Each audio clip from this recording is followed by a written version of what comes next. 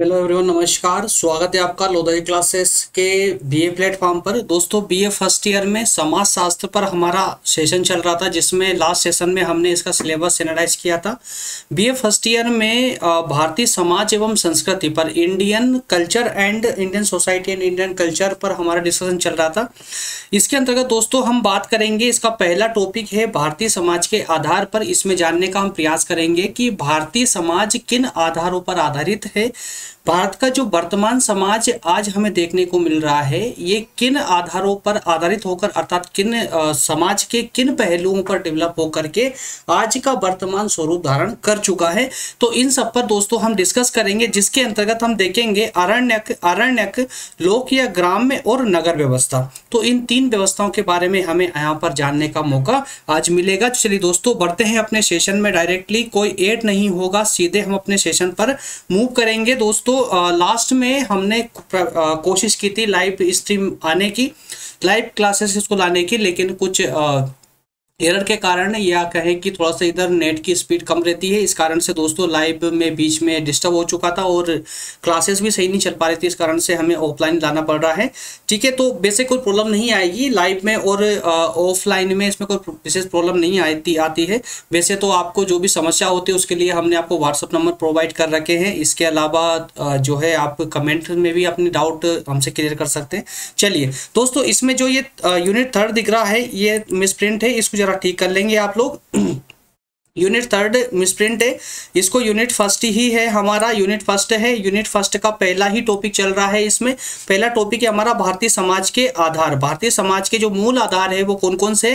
अरण्यक, ग्राम्य व्यवस्था और नगरीय व्यवस्था। तो इन तीनों पर हमारा आज सेशन होगा। ठीक है दोस्तों, और जैसा कि आप सभी जानते हैं, हम सभी क्लासेस दोस्तों 1 बाय 1 अर्थात टॉपिक वाइज टॉपिक लेकर आते हैं। इसमें किसी भी टॉपिक को स्किप नहीं करेंगे। इसी कारण से हम आपको पहले ही जो है इसका सिलेबस एनालाइज करवा देते हैं, जिसमें आपको बता दिया जाता है कि कंप्लीटली कौन कौन से टॉपिक हम यहाँ पर कवर करेंगे। चलिए तो दोस्तों, इसमें आज के इस पूरे अध्याय में हम जो डिस्कस करेंगे वो देखेंगे आदिवासी समाज के बारे में, ग्रामीण समाज के बारे में और नगरीय समाज के बारे में। तो तीनों पर हम 1 बाय 1 करके डिस्कस करेंगे। चलिए सबसे पहले दोस्तों हम देख लेते हैं इसमें भारतीय समाज के आधारों पर। तो दोस्तों देखिए, जैसा कि आप सभी जानते हैं, इसमें ज्यादा कुछ मुझे विशेष बताने की आवश्यकता नहीं है कि हमारा भारत का जो समाज है ये 2 आधारों पर विशेष करके आधारित है। कौन कौन से 2 आधार है वो? एक है हमारी ग्रामीण व्यवस्था, एक ग्रामीण व्यवस्था है, और एक है नगरीय व्यवस्था। ठीक है ना। तो जैसा कि हम खुद देखते आ रहे हैं कि प्राचीन समय से ही भारत में जो है नगरीय व्यवस्था का प्रचलन नहीं रहा है। अगर कुछ अपवादों को छोड़ दे तो कुछ अपवाद कौन कौन से हो सकते हैं, जैसे कि सिंधु घाटी की सभ्यता बहुत प्राचीन समय की है, लेकिन उसमें जो है नगरीय व्यवस्था पाई गई थी। उस सबको अगर हम छोड़ दें, उसको एक अपवाद मात्र को छोड़ दें, तो हम देखेंगे कि प्राचीन समय से ही भारत जो डेवलप हुआ है, धीरे धीरे पहले ग्रामीण व्यवस्था वहां पर डेवलप हुई है, ग्रामीण समाज डेवलप हुई है। उस ग्रामीण समाज से ही आगे चल करके नगरीय समाज का विकास हुआ है। ठीक है ना। तो इसी आधार पर हम कह सकते हैं कि भारत की जो समाज है, वर्तमान की जो समाज है, उस वर्तमान समाज के 2 आधार विशेष कर रहे हैं, एक ग्रामीण समाज और एक नगरीय समाज। ठीक है ना। तो इसके बाद भी इसका विघटन किस प्रकार से होता है वो भी हम देखेंगे। तो सबसे पहले हम बात करेंगे ग्रामीण समाज के बारे में। ग्रामीण समाज के बारे में दोस्तों, और ये ग्रामीण समाज भी 2 वर्गों में विभाजित है।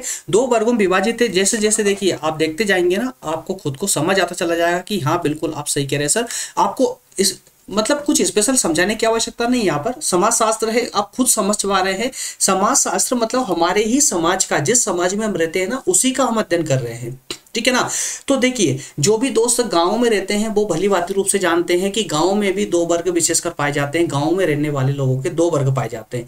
एक वो वर्ग होता है जो किसानी करता है, जो खेती करता है, उसको हम किसान बोलते हैं, कृषक बोलते हैं। और एक वर्ग और होता है दोस्तों, जो जंगलों में निवास करता है, वन में निवास करता है, उसको हम बोलते हैं वनवासी या फिर आदिवासी। लेकिन यहाँ भी एक डिफरेंस है, वनवासी और आदिवासी में भी दोस्तों एक डिफरेंस पाया जाता है। वनवासी हम उसको बोलेंगे जो सामान्य वनों में निवास करते हुए कृषि का कार्य करते हैं। वहीं हम आदिवासी उसको बोलेंगे जो भयानक अर्थात कि घने जंगलों में निवास करते हैं और साथ ही साथ में ऊंचे ऊंचे पर्वतों में निवास करते हैं, उनको हम बोलेंगे आदिवासी। आदिवासी, या फिर इन्हीं आदिवासियों का एक रूप और आता है दोस्तों जिसको हम कहते हैं अरण्यक। क्या कहते हैं? अरण्यक। तो देखिए यहाँ पर लिखा हुआ है कि मूल रूप से वनों या पहाड़ों में रहने वाले वर्ग को अरण्यक भी कहा जाता है। क्या कहा जाता है? अरण्यक। तो इस प्रकार से अब हमारे सामने दोस्तों, अब हमारे सामने तीन कैटेगरी इसकी हो चुकी है। तीन कैटेगरी किस किस की? ग्रामीण समाज के अंतर्गत तीन कैटेगरी हो चुकी है। किस किस की तीन कैटेगरी? किसानों की, एक किसान की कैटेगरी, एक किसान का वर्ग हो गया, एक हो गया आदिवासी वर्ग, आदिवासी या वनवासी वर्ग का, और एक हो जाता है दोस्तों यहीं पर अरण्यक का, अरण्यक वर्ग। ठीक है ना। तो इस प्रकार से भारतीय समाज का निर्माण जो हुआ है उसमें तीन आधारों का विशेष जो है प्रभाव रहा है। तीन आधारों का इसमें विशेष प्रभाव रहा है, और वो तीन आधार कौन कौन से हैं मैं आपको बता चुका हूं। अरण्यक या आदिवासी समाज, ग्राम्य या ग्रामीण समाज, और एक नगरीय समाज। ठीक है ना। तो तीन समाज यहाँ पर रह चुके हैं। एक अरण्यक जिनको हम आदिवासी कहते हैं, एक ग्रामीण और एक होगा आपका नगरीय समाज। ठीक है। चलिए, तो अब ये तीन आधार आपको भारतीय समाज के देखने को मिल गए हैं। अब इन तीनों आधारों को एक एक करके हम डिस्कस कर लेते हैं। यहीं पर आपका ये टॉपिक क्लियर हो जाएगा। ठीक है। कोई प्रॉब्लम आपको इस टॉपिक के अंतर्गत नहीं आएगी, जहां तक मेरा मानना है आपको कोई प्रॉब्लम नहीं आएगी। और फिर भी अगर आती भी है दोस्तों तो आपके पास में हमारे व्हाट्सअप नंबर है, आप हमसे वहां डिस्कस कर सकते हैं। व्हाट्सअप पर आप अपनी समस्या को लिख सकते हैं, साथ में आप कमेंट बॉक्स में भी हमें कमेंट करके बता सकते हैं आपकी प्रॉब्लम को। ठीक है। थोड़ा सा अगर दोस्तों वॉइस में या किसी अन्य टेक्निकल कोई प्रॉब्लम आ रही हो तो थोड़ा सा एडजस्ट करके चले। एक्चुअली आप सभी को पता है काफ़ी लंबे समय बाद हम क्लासेस ले रहे हैं, तो पूरा सिस्टम यहाँ पर भी बिगड़ा हुआ पड़ा है। अभी जो है कोई भी पूरी टीम में से कोई भी नहीं है, हम अकेले ही सब कुछ मैनेज करते हुए लेक्चर रिकॉर्ड कर रहे हैं आप लोगों के लिए। हम खुद ही पीपीटी बना करके खुद ही पूरे टेक्निकल सपोर्ट इसको सभी को मैनेज करते हुए वीडियो बना रहे हैं। छोटी मोटी प्रॉब्लम हो सकती है, उसको ज़्यादा माइंड ना करें, थोड़ा सा कंप्रोमाइज़ करते हुए आगे चले दोस्तों। चलिए, तो बात करेंगे हम सबसे पहले अरण्यक की, अरण्यक या आदिवासी समाज। चलिए, सबसे पहले आप स्लाइड को पढ़ते चले दोस्तों, इसके बाद में हम व्यवहारिक रूप से इसको समझाते हुए चलेंगे, जिससे कि आपके सभी कंसेप्ट पूरी तरह क्लियर होते चले। वन या जंगलों में रहने वाले या ऊंचे पर्वतीय क्षेत्रों में रहने वाले समुदाय। देखिए, जैसा कि मैं आपको पहले ही बता चुका था कि अरण्यक कौन सा वर्ग होगा? अरण्यक कौन सा वर्ग होगा? जो कि जंगलों में, वनों में, जंगलों में या ऊंचे पर्वतीय क्षेत्रों में जो निवास करते हैं, उस समुदाय को हम यहाँ पर वनवासी या आदिवासी कहते हैं। वनवासी, आदिवासी या जंगलवासी आदिम लोग कहते हैं, और इन्हीं को ही दोस्तों हम यहाँ पर अरण्यक के नाम से जानते हैं। अब आप लोग कंफ्यूज नहीं होंगे कि अरण्यक क्या है। ठीक है, ये थोड़ा सा एक डिफरेंट शब्द है, इस कारण से हो सकता है आपके अंदर कंफ्यूजन हो कि सर ये अरण्यक क्या है। तो अरण्यक का मतलब सिंपल सा यही है कि जो लोग, हमारे समाज के जो लोग ऊंचे पर्वतीय क्षेत्रों पर रहते हैं, जो घने जंगलों में निवास करते हैं, उन्हीं को हम अरण्यक कहते हैं। ये अरण्यक शब्द प्राचीन सभ्यता में इस्तेमाल किया जाता था, लेकिन अब अगर हम वर्तमान की बात करें कि वर्तमान में इन्हीं अरण्यक को आज वर्तमान में किस नाम से जाना जाता है दोस्तों? तो आज अरण्यक शब्द को, अरण्यक समाज को हम जनजाति या अनुसूचित जनजाति के नाम से जानते हैं। और अब आपका ये शब्द पूरी तरह क्लियर हो चुका होगा। जनजाति या अनुसूचित जनजाति की कैटेगरी में जितने भी लोग आते हैं वो सब प्राचीन समय में उनको ही अरण्यक नाम से जाना जाता था। क्लियर हुआ ना। चलिए आगे बढ़ेंगे। तो दोस्तों, ये जनजातियों का समूह जो है भारतीय समाज का मूल आधार रहा है। ग्रामों के अस्तित्व के पहले मानव कबीलों के रूप में कबीलों में रहता था, और ये आदिवासी या अरण्यक समाज आज भी काफी हद तक कबीलाई संस्कृति का पालन करता है। तो जरा इस प्रकार समझिए इसको। देखिए, प्राचीन समय में, ये तो देखो आप सभी को मालूम ही है दोस्तों कि जो भारतीय समाज है, भारतीय समाज का इतिहास काफी प्राचीन रहा है, काफी पुराना रहा है ना। तो इस काफी प्राचीन रहने के कारण ही भारतीय समाज का जो इतिहास है काफी प्राचीन रहा है। तो उस प्राचीन समय में, उस पुराने समय में जो हमारे समाज के जो लोग थे, जो मानव थे, वो किस प्रकार से जीवन यापन करते थे? तो दोस्तों, शुरू से ही ये सभ्यता नहीं पाई जा रही है। शुरू से ही ये सभ्यता नहीं है कि ये नगरीय सभ्यता है या इतनी सब प्रकार की फैसिलिटी आपको मिल रही है। यह सब कुछ प्राचीन समय से नहीं थी, बल्कि प्राचीन समय से जब लोगों ने रहना स्टार्ट किया, जब प्रारंभ किया था, तो वो एक कबीले के रूप में रहते थे। जो हमारा समाज आज एक जिस समाज का एक बड़ा रूप आपको देखने को मिल रहा है ना, ये कुछ समय पहले अर्थात प्राचीन समय में पहले कबीलों के रूप में रहते थे, कबीलों के रूप में रहते थे। और उस कबीला आज भी जो है ये जनजाति के जो लोग हैं, जनजाति या अनुसूचित जनजाति के जो लोग हैं, आज भी कई पिछड़े हुए क्षेत्रों में आपको देखने को मिल जाएंगे, कबीलों के रूप में ही रहते हैं। और हमारी समाज जो डेवलप हुई है ना, जो वर्तमान समाज डेवलप हुई है, इन्हीं कबीलों से डेवलप हुई है। यही कबीले आगे चल करके जो है गांव के रूप में बसने लगे और वही गांव फिर धीरे धीरे डेवलप होकर के शहरों के रूप में परिवर्तित तो होते चले गए। इस प्रकार से हमारी समाज वन बाय वन करके अर्थात धीरे धीरे डेवलप होती चली गई, धीरे धीरे विकास करती चली गई। ठीक है ना। तो इस यहाँ पर कहने का मतलब यही है कि हमारे जो भारतीय समाज है, इसका मूल आधार अर्थात कि सबसे जो पहला आधार है वो यही अरण्यक ही है, अरण्यक ही है। क्योंकि ये अरण्यक लोग ही जो दोस्तों इन्होंने ही गांव का विकास किया है। और जब से मानव सभ्यता का जो है प्रमाण मिला है, तब से इन अरण्यकों की मौजूदगी देखने को मिली है और कबीलों के रूप में देखने को मिली है। क्लियर हुआ क्या? ठीक है। तो भारतीय समाज का पहला आधारिक समाज आदिवासी या जनजाति समाज ही है, जिसे वनों में रहने के कारण अरण्यक समाज कहा जाता है। तो जहां तक मेरा अनुमान है दोस्तों, इस स्लाइड में आपको कोई कंफ्यूजन अब तक नहीं रही होगी। अगर नहीं कंफ्यूजन नहीं है तो यस करके या ऑल क्लियर करके मुझे कमेंट करें और बताएं मुझे, ताकि हम निश्चिंत रूप से आगे बढ़ सके और हमें पता चले कि आपको पूरा अच्छे तरह से समझ आ रहा है। ठीक है, चलिए अब दोस्तों इसके बाद में हम बात करेंगे, जैसा कि हमने प्रारंभ में देख लिया था कि हमें इसको 3 पार्ट में समझना है। सबसे पहले जो हमारा आधार स्तंभ है भारत के समाज का जो आधार स्तंभ है, कौन कौन से आधार स्तंभ बताए थे मैंने? अरण्यक, उसके बाद में ग्रामीण व्यवस्था, उसके बाद में नगरीय व्यवस्था। ठीक है ना। तो अरण्यक को हम समझ चुके हैं। अब हम बात करेंगे ग्रामीण समाज के बारे में, ग्रामीण सामाजिक व्यवस्था के बारे में। ठीक है। तो ग्रामीण सामाजिक व्यवस्था के बारे में देखिए कि जैसा कि देखिए यहाँ पर वही शब्द हैं दोस्तों जो आप भली भांति रूप से जानते हैं, भली भांति रूप से समझते हैं, वही शब्द आपको यहाँ पर देखने को मिलेंगे। तो देखिए कहा जाता है कि भारत गांवों में बसता है। जी हाँ, भारत गांवों में बसता है। क्यों बसता है गांवों? क्यों इस शब्द का इस्तेमाल क्यों किया जाता है कि भारत गांवों में बसता है? अरे भाई, आज भी हमारी पूरी समाज का 70% मनुष्य, 70% जो लोग हैं हमारे यहाँ पर जनसंख्या है, वो आज भी गांवों में निवास करती है। कहाँ पर? भारत में। भारत में आज भी 70% जनसंख्या गांवों में निवास करती है। इसी कारण से हम यह कहते हैं कि आज भी भारत गांव में बसता है।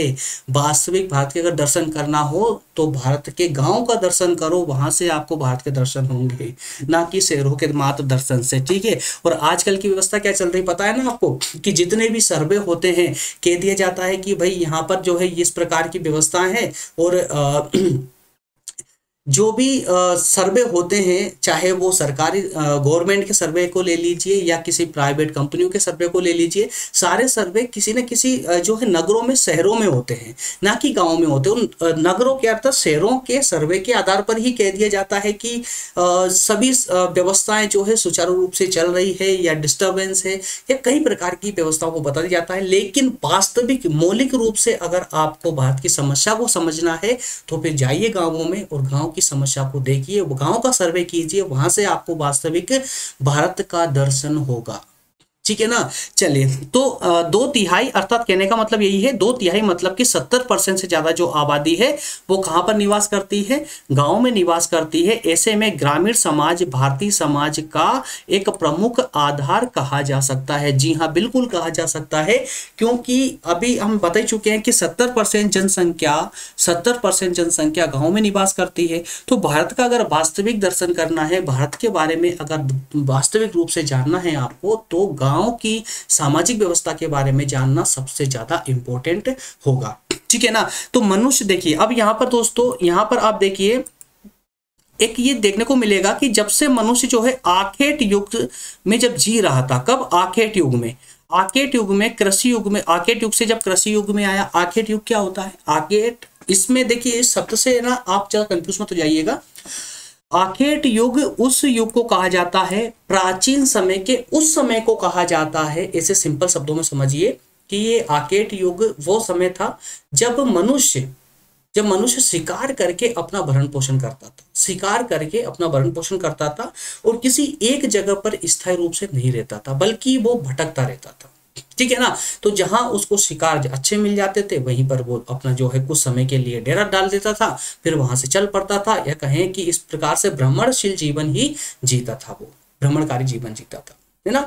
एक स्थायी रूप से घर बना करके रहना नहीं सीखा था। तो उस समय से लेकर के दोस्तों जब वो खेती करने लगा तो ऐसे में उसे अपना भ्रमणशील जीवन को रोक कर, या कहें कि जो भटकने वाला जो जीवन था, शिकार के पीछे भटकने वाला जो जीवन था, उसको छोड़ करके वो एक स्थायी रूप से रहने लगा। अरे यार सिंपल सी बात है, देखिए जब प्राचीन समय में कैसे रहते थे लोग, भटकते रहते थे, शिकार करते रहते थे, कहीं फल फूल खाते थे, पेड़ों की पत्तियां खाते थे, पेड़ों की छाल, इन सब चीजों से जो है शिकार वगैरह, इन सब चीजों से अपना भरण पोषण करते थे और बस जीवन यापन कर रहे थे। लेकिन धीरे धीरे ये इसको जो है खेती का ज्ञान हुआ, खेती करने लगा, और जब वो खेती करने लगा तो उस खेती की सुरक्षा करने के लिए उसको एक स्थायी रूप से रहने की व्यवस्था करनी पड़ी। और जैसे ही वो स्थायी रूप से रहने लगा तो जो भटकने वाला जीवन था उसका पहले का, उसको त्यागना पड़ा। अब जैसे ही उसने वो भटकने वाला जीवन त्यागा और स्थायी रूप से रहने लगा तो उसके साथ में जो है कुछ लोग और रहने लगे। धीरे धीरे उन लोगों की संख्या बढ़ती चली गई, और वही जो उन्होंने स्थायी रूप से अपने ठिकाने बनाए थे रहने के लिए, उन्हीं ठिकानों के कारण ही धीरे धीरे वो जो है एक गांव की व्यवस्था, या कहें कि गांव का रूप धारण करने लगा। अब गांव कैसे बना? इसी प्रकार से तो बना दोस्तों कि जैसे कि 2 लोग इकट्ठे हो गए, 4 हो गए, फिर धीरे धीरे बढ़ते बढ़ते 10, 15, 20 इस प्रकार से होते चले गए, और वहां पर स्थायी रूप से उनके छोटे छोटे जो घर थे, कुटियाएं थी, है ना, वो एक कबीले का रूप धारण करने लगे। तो इस प्रकार से धीरे धीरे एक समूह बनने लगा, और वही समूह जो है आगे धीरे धीरे डेवलप होते होते उन्होंने ही गांव का रूप धारण कर लिया, ग्रामीण व्यवस्था का रूप धारण कर लिया। इस प्रकार से ग्रामीण व्यवस्था धीरे धीरे डेवलप होती चली गई। ठीक है ना। तो इस स्लाइड को पढ़ेंगे तो आपको बहुत अच्छे से समझ आ जाएगा, ये भी है ना, जो मैंने आपको समझाया है वही इसके अंदर आपको देखने को मिलेगा। तो वह आवास बनाकर समूह में जब एक ही जगह रहने लगा तो ग्राम्य या गांव अस्तित्व में आया, और वहां रहने वाला वह समुदाय ग्राम्य समाज कहलाने लगा।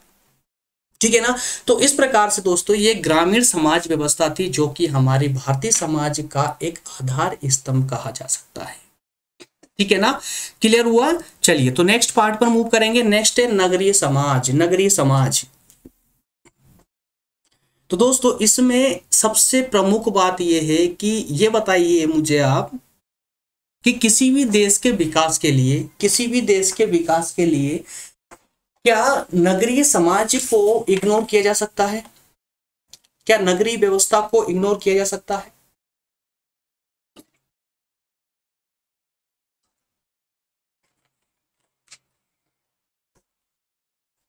किसी भी व्यवस्था के लिए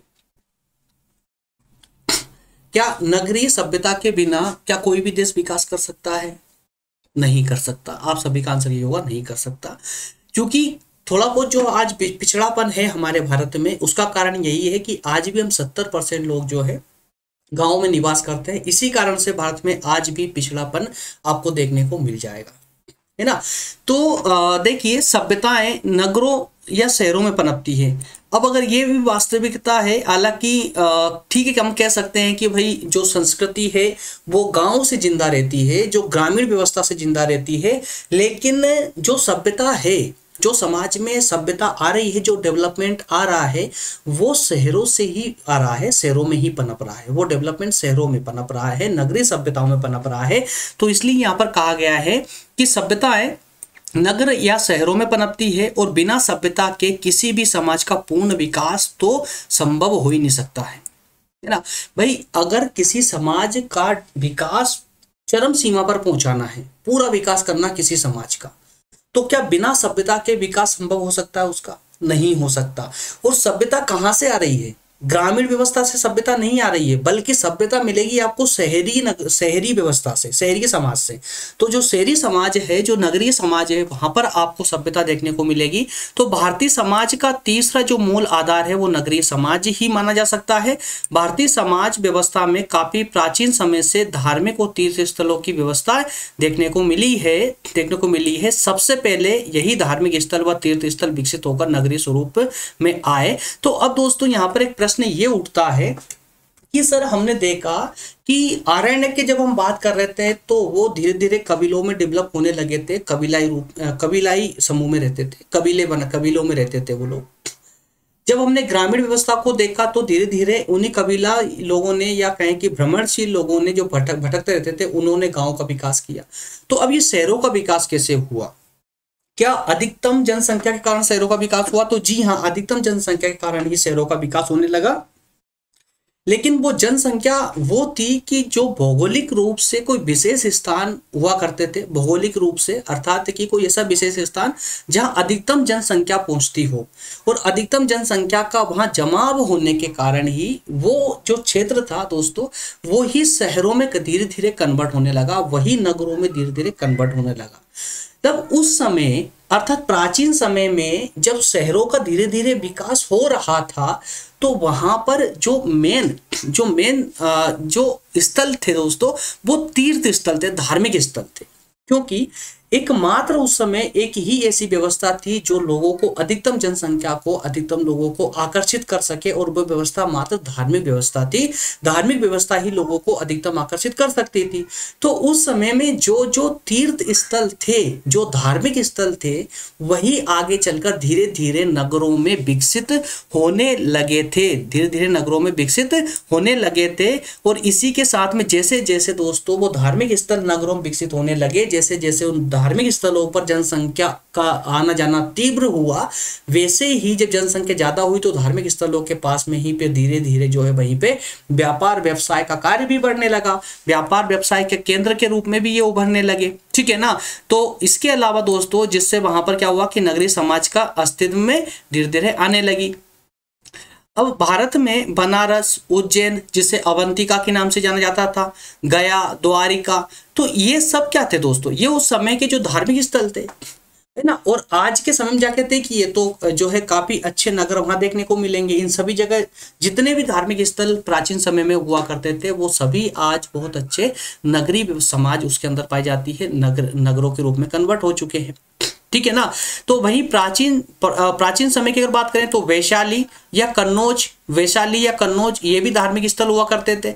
और व्यावसायिक नगरों की गिनती में तो दोस्तों देखिए जमशेदपुर जो है एक औद्योगिक नगर के रूप में काफी प्रचलित है, जमशेदपुर, है ना। इसके अलावा ऐसे में नगरों का विकास होकर वहां स्थापित समाज नगरीय समाज के रूप में अवस्थित आया, या क्या है कि जो है नगरीय समाज के रूप में विकसित हुआ।